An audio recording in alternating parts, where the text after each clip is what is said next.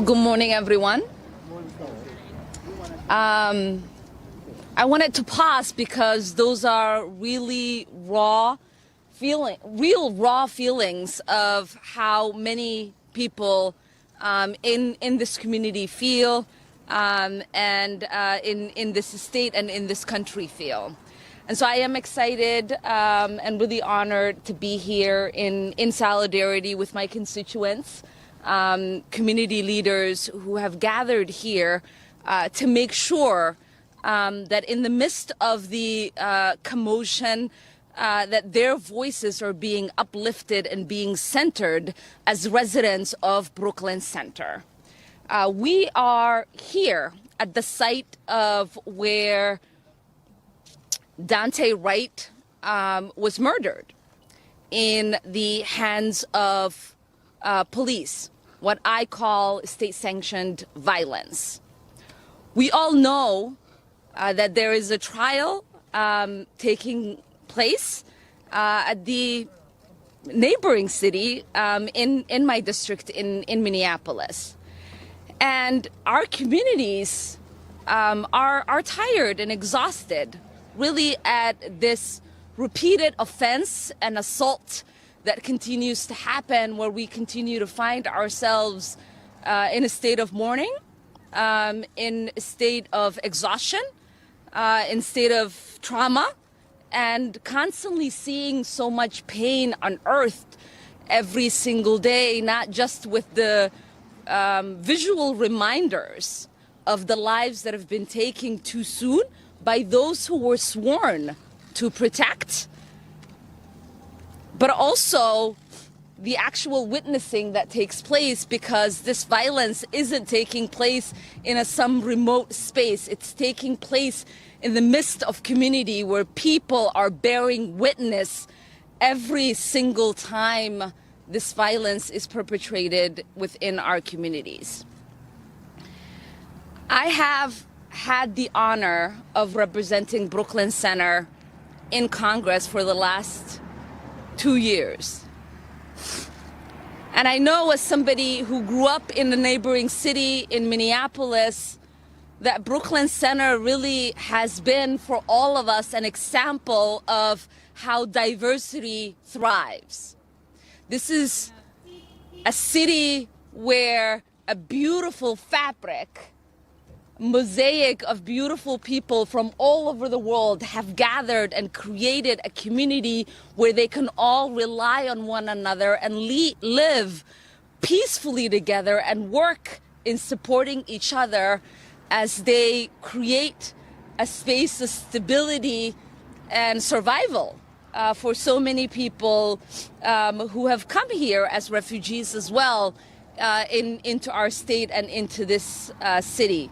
And we have seen that example play out in the last week and a half, where people have gathered to collect resources, to distribute to community members, where so many of us have called into the residents of the buildings that are by the police precinct doing wellness check-ins, where you are seeing today community members share stories of how they have collectively bonded in the midst of this tragedy, and how their resilience is going to get them through these challenging times. I know that we've been asking for accountability, we've been asking for transparency, we've been asking for transformational change. And I know, to me, that Black Lives Matter is not a hashtag and should never just be a hashtag. When we think about the police state, the police system, and we think about all of the systems of injustice that exist in this country, they are systems that have been created by men, and they are codified in law. And so all of the pain and the hurt and the trauma, not just experiencing by this community, by Minneapolis, by our state, by this nation, are pains and traumas that we can try to create relief for by implementing policies that move us forward. And so our community here in Brooklyn Center and my district and our state and our country is asking for us to take a leap of faith to say the current policing system that we have is not doing anything to protect and serve. And so what will it take for us to have a system where we are all protected by? And what does it take for us to have the resources in our communities that would essentially provide the safety that we all need? I am constantly appalled by the fact that it is easy. It is easy for municipalities, for the state, for the federal government to readily come up with resources to police and brutalize people.